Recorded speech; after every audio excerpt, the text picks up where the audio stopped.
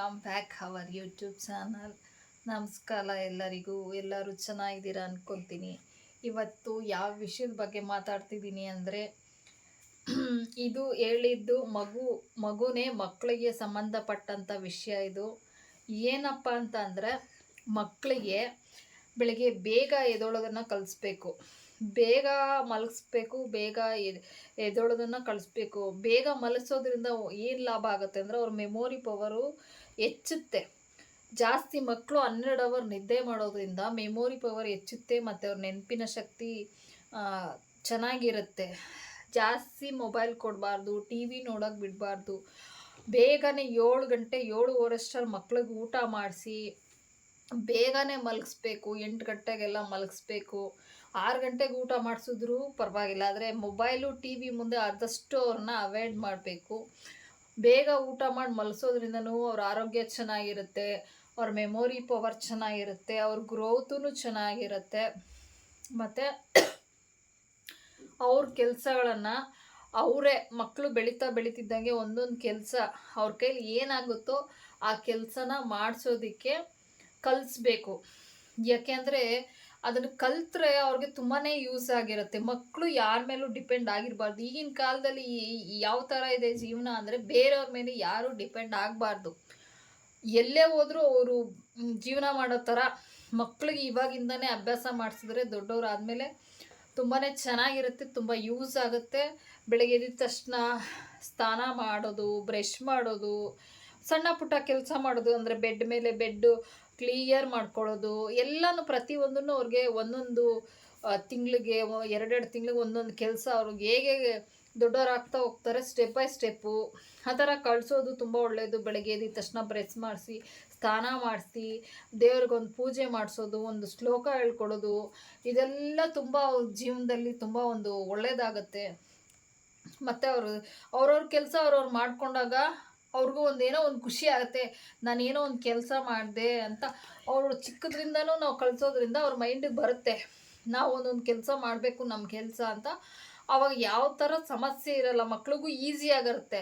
ಅವ್ರ ಬಟ್ಟೆ ಮಡ್ಚೋದಾಗಿರ್ಬೋದು, ಅವ್ರ ಬುಕ್ಸ್ ಜೋಡಿಸ್ಕೊಳ್ಳೋದಾಗಿರ್ಬೋದು, ಪ್ರತಿಯೊಂದನ್ನು ಅವ್ರ ಮೇಲೆ ಕಲಿಯೋ ಥರ ನಾವು ಹೇಳ್ಕೊಡ್ಬೇಕು. ಆವಾಗ ಅವರು ನಮ್ಮ ಮೇಲೆ ಡಿಪೆಂಡ್ ಆಗಲ್ಲ. ಅವಾಗ ಅವ್ರಿಗೂ ಒಂದು ಖುಷಿ ಆಗುತ್ತೆ. ಅವ್ರ ಕೆಲಸ ಅವ್ರು ಮಾಡ್ಕೊಳ್ಳೋದ್ರಿಂದ ಅವ್ರ ಆಟ ಸಾಮಾನು ಆಗಿರ್ಬೋದು, ಬುಕ್ಸ್ ಆಗಿರ್ಬೋದು, ಅವ್ರ ಥಿಂಗ್ಸ್ ಏನೇ ಇದ್ರೂ ಅವರೇ ಸ್ಟೆಪ್ ಬೈ ಸ್ಟೆಪ್ ಜೋಡಿಸೋದ್ರಿಂದ ಅವ್ರಿಗೊಂಥರ ಖುಷಿ ಆಗುತ್ತೆ ಮತ್ತು ಟೈಮ್ ಪಾಸು ಆಗುತ್ತೆ. ಈ ಥರ ಎಲ್ಲ ಮಾಡೋದ್ರಿಂದ ಒಂದು ಆ್ಯಕ್ಟಿವಿಟಿ ಆಗುತ್ತೆ. ಮೊಬೈಲು ಟಿ ವಿಯಿಂದ ಅವಾಯ್ಡ್ ಆಗ್ತಾರೆ ಮಕ್ಕಳು. ಮತ್ತು ಮೊಬೈಲು ನನಗೆ ಗೊತ್ತಿರೋ ಪ್ರಕಾರ ನಾವೇ ಜಾಸ್ತಿ ನೋಡಿದ್ರೆ ನಮ್ಮ ಮೈಂಡು ನಮ್ಮ ಕಂಟ್ರೋಲಲ್ಲಿ ಇರಲ್ಲ. ನಮಗೆ ಈ ಥರ ಆಗುತ್ತೆ ಅಂದರೆ ಇನ್ನು ಮಕ್ಳಿಗೆ ಮೈಂಡು ಯಾವ ಥರ ಆಗುತ್ತೆ ಮೊಬೈಲ್ ನೋಡೋದ್ರಿಂದ ಅಂತ ಒಂದು ನನ್ನ ಅನಿಸಿಕೆ. ಮೊಬೈಲ್ ನೋಡೋದು ಆದಷ್ಟು ಮೆಮೊರಿಗೆ ಒಳ್ಳೆಯದಲ್ಲ ಮಕ್ಕಳಿಗೆ. ಆದಷ್ಟು ಅವ್ರ ಮೊಬೈಲಿಂದ ದೂರ ಇದ್ದಷ್ಟು ತುಂಬ ಒಳ್ಳೆಯದು. ಈ ಥರ ಈ ಥರ ಮಾಡೋದ್ರಿಂದ ಕೆಲಸ ಅವರು ಆ್ಯಕ್ಟಿವ್ ಆಗಿರ್ತಾರೆ. ಆ್ಯಕ್ಟಿವ್ ಆಗಿರೋದ್ರಿಂದ ಬೆನಿಫಿಟ್ ಜಾಸ್ತಿ. ಮೊಬೈಲ್ ನೋಡಿದ್ರೆ ಮೂಲೆಯಲ್ಲೇ ಕೂತ್ಕೊಂಡು ಮೊಬೈಲ್ ನೋಡ್ತಾರೆ, ಬಾಡಿ ಫುಲ್ಲು ಆ್ಯಕ್ಟಿವ್ ಆಗಿರೋದಿಲ್ಲ. ಈ ಥರ ಕೆಲಸ ಮಾಡೋದ್ರಿಂದ ಕೈಕಾಲೆಲ್ಲ ಆ್ಯಕ್ಟಿವ್ ಆಗುತ್ತೆ, ಮೈಂಡು ಕಣ್ಣು ಫುಲ್ ಆ್ಯಕ್ಟಿವ್ ಆಗಿರುತ್ತೆ. ಅದಕ್ಕೆ ಆದಷ್ಟು ಟಿ ವಿ ಮೊಬೈಲಿಂದ ಮಕ್ಕಳನ್ನ ದೂರ ಇಡಿ. ಮಕ್ಳಿಗೂ ಒಳ್ಳೆಯದು, ಪೋಷಕರಿಗೂ ಒಳ್ಳೆಯದು, ಆರೋಗ್ಯಕ್ಕೂ ಒಳ್ಳೆಯದು, ಮೇನ್ ಆರೋಗ್ಯಕ್ಕೂ ಒಳ್ಳೆಯದು. ಇದನ್ನು ಹೇಳೋಕ್ಕೆ ಇಷ್ಟಪಡ್ತೀನಿ. ಮಕ್ಳಿಗೆ ಆದಷ್ಟು ಬೆಳಗ್ಗೆ ಎದ್ದು ಶ್ಲೋಕಗಳನ್ನು, ದೇವ್ರ ಪೂಜೆ ಮಾಡೋದನ್ನು ಹೇಳ್ಕೊಡ್ಬೇಕು. ಈಗೆಲ್ಲ ಕಮ್ಮಿ ಆಗ್ತಾಯಿದೆ. ಆಗಿನ ಕಾಲದಲ್ಲೆಲ್ಲ ತುಂಬ ಚೆನ್ನಾಗಿರ್ತಿತ್ತು. ಗುರುಕುಲದಲ್ಲೆಲ್ಲ ಮಕ್ಳಿಗೆಲ್ಲ ಮಂತ್ರ ಹೇಳ್ಕೊಡೋದು, ಗುರುಗಳು ಈ ಥರ ಎಲ್ಲ ನಡೀತಿತ್ತು. ತುಂಬ ನಮ್ಮ ಹಳೇದು ಏನಿದೆ, ಹಳೇದು ಸಂಪ್ರದಾಯ ಏನಿತ್ತು ಅವಾಗೆಲ್ಲ ಚೆನ್ನಾಗಿದ್ರು, ಖುಷಿ ಜಾಸ್ತಿ ಇತ್ತು.